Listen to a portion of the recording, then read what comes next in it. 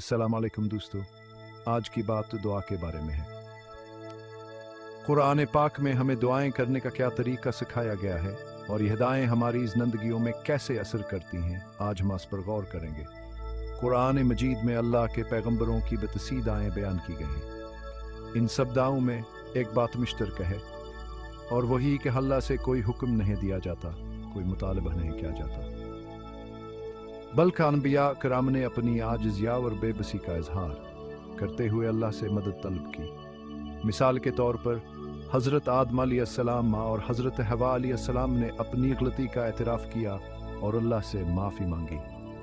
हज़रत मूसा अलैहिस्सलाम ने मुश्किल तरीन हालात में भी कभी सुकून नहीं मांगा, न खाने पीने की फ़िक्र की, न रहाइश की। उन्होंने बस यही कहा कि ऐ अल्लाह, तो जो भलाई चाहे मुझे अता कर दे, मैं तो एक फ़कीर हूँ, तेरी रहमत का मुहताज हूँ। हज़रत यूनुस अलैहिस्सलाम ने भी सिर्फ अपनी कोताही का एतराफ़ किया और अल्लाह की शान बयान की, कोई हुक्म या मुतालबा नहीं किया। हज़रत अय्यूब अलैहिस्सलाम ने अल्लाह से कहा, मुझे हर तरफ से गमों ने घेर रखा है और तो सबसे ज़्यादा रहम करने वाला है।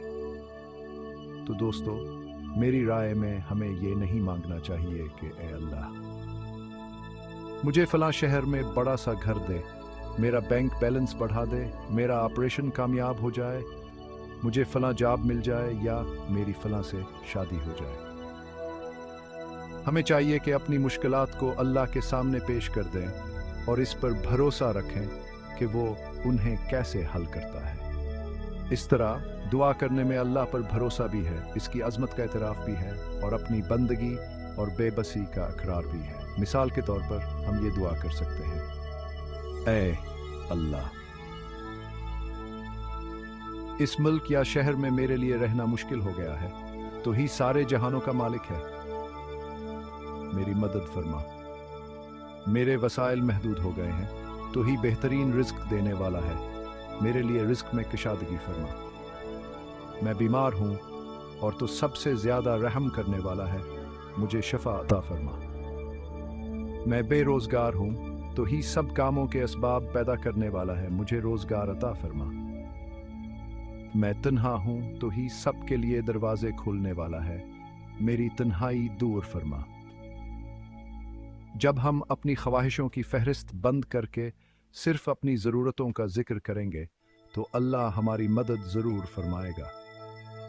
लेकिन अगर हम अपनी तजावीज़ भी साथ पेश करेंगे, तो हो सकता है कि वो अल्लाह के मंसूबे में फिट ना आए और हमें मायूसी का सामना करना पड़े। ऐ अल्लाह, हम तेरी रहमत के मोहताज हैं, हमें हर मुश्किल से निकाल दे। आमीन। जज़ाकल्लाह खैर। दुआओं में याद रखें। अस्सलाम वालेकुम।